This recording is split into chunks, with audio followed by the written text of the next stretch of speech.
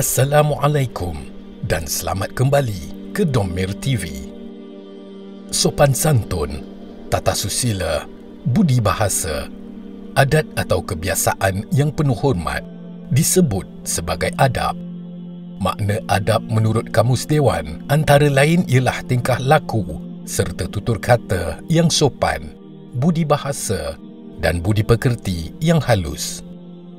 Tetapi yang merisaukan, cakupan daripada maknanya makin pupus atau ditelan globalisasi yang melanda dunia, sehingga ada sesetengah orang sanggup mengungkapkan perkataan tidak sesuai dengan budaya orang Melayu, khususnya dalam hubungan raja dengan rakyat.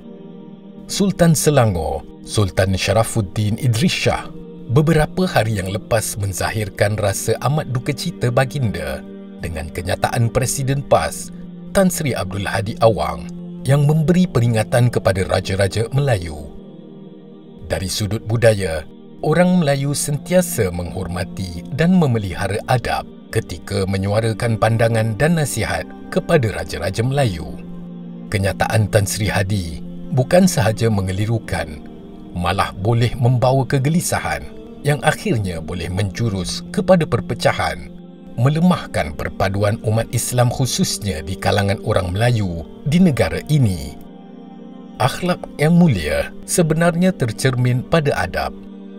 Bangsa yang beradab adalah bangsa yang berakhlak mulia. Kerana itu, akhlak dan adab tidak dapat dipisahkan. Lawannya adab ialah biadab, tidak tahu sopan santun dan kurang ajar. Adab yang baik adalah bukti kesempurnaan jiwa dan kebaikan, sebagaimana adab yang buruk adalah bukti kekotoran jiwa. Daripada Abu Hurairah radhiyallahu anhu bahawa Rasulullah sallallahu alaihi wasallam telah bersabda, barang siapa yang beriman dengan Allah Subhanahu wa taala dan hari akhirat, maka hendaklah dia berkata baik atau diam. Sebaliknya, akhlak yang buruk atau tercela pada dasarnya timbul disebabkan oleh penggunaan dan potensi rohaniah yang tidak adil. Akal yang digunakan secara berlebihan akan melahirkan sikap pintar busuk atau penipu, dan akal yang digunakan terlalu lemah akan menimbulkan sikap dungu. Inilah pangkal timbulnya akhlak yang tercela dan tidak ada budi bahasa. Walaupun dalam Al-Quran tidak ditemukan kata adab, tetapi terdapat banyak bentuk pujian mengenai akhlak Nabi sallallahu alaihi wasallam, dan bahawa sesungguhnya engkau mempunyai akhlak yang sangat-sangat mulia. Justru baginda dijadikan Allah Subhanahu wa taala sebagai teladan buat umat manusia, bukan saja dalam soal ibadah ritual, namun juga dalam soal tingkah laku dan sikap baginda. Mentaati pemimpin atau ulil amri merupakan rukun dalam usaha menegakkan maslahah siasah atau kemaslahatan politik, di mana dalam sesebuah negara, seseorang pemimpin itulah yang berusaha keras untuk membangunkan tata cara kehidupan yang aman, kuat dan merangsang rakyat mencari kesejahteraan hidup sama ada kehidupan dunia maupun akhirat. Al-Ghazali misalnya mengibaratkan agama dan kerajaan itu sebagai dua perkara yang berkembar, dan kerana itu juga dikatakan agama adalah asas, manakala pemerintah pula adalah pengawal. Apa-apa yang tidak mempunyai asas akan runtuh, dan apa-apa yang tidak ada pengawal akan sia-sia. Ironinya, dalam perkembangan tertentu, umat Islam sering bertelingkah kerana mempertahankan kehendak sendiri, dan penyakit ini tidak boleh diubati kecuali dengan adanya pemerintah yang berkuasa dan ditaati bagi menyatukan pelbagai pandangan. Berdasarkan dalil firman Allah Subhanahu wa taala dalam surah An-Nisa ayat ke-59, mentaati pemimpin yang beragama Islam dan memerintah kaum muslimin adalah satu kewajipan. Ibn Taymiyah menjelaskan, taat kepada Allah dan Rasulnya wajib bagi setiap Muslim. Taat kepada penguasa merupakan penguat ketaatan kepada Allah. Barang siapa yang taat kepada Allah dan Rasulnya dengan menjalankan ketaatan kepada penguasanya, pahalanya dijamin. Tetapi, Kalau taat kepada penguasa dalam hal-hal yang menguntungkan sahaja, bila diberikan hal memenuhi kepentingannya, ia taat. Dan sebaliknya jika tidak diberi, dia tidak akan taat. Orang yang seperti itu pada hari akhirat tidak punya bahagian pahala.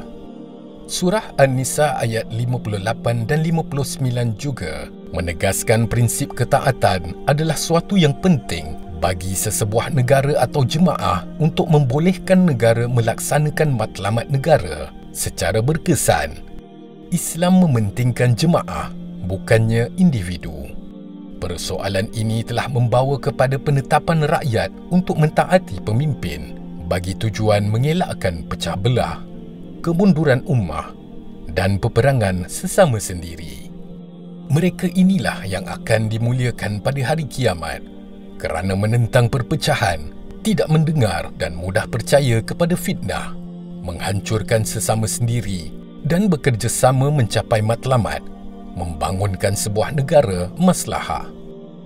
Budaya hidup tiada masa yang lebih penting bagi umat Islam dalam menghidupkan budaya hidup berjemaah yang betul. Apapun masalah umat Islam hari ini tidak mungkin dapat ditangani melalui usaha individu atau kumpulan secara berasingan.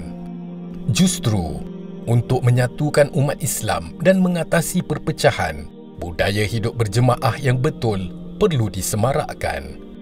Nabi SAW menegaskan dalam satu hadisnya yang bermaksud, dan sesungguhnya pada jemaah itu ada rahmat dan pada perpecahan itu ada azab.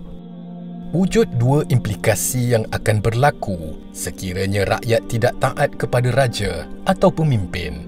Pertama, apabila rakyat dan penduduk tidak taat, ia akan membahayakan kewujudan negara dan sekaligus akan memusnahkannya.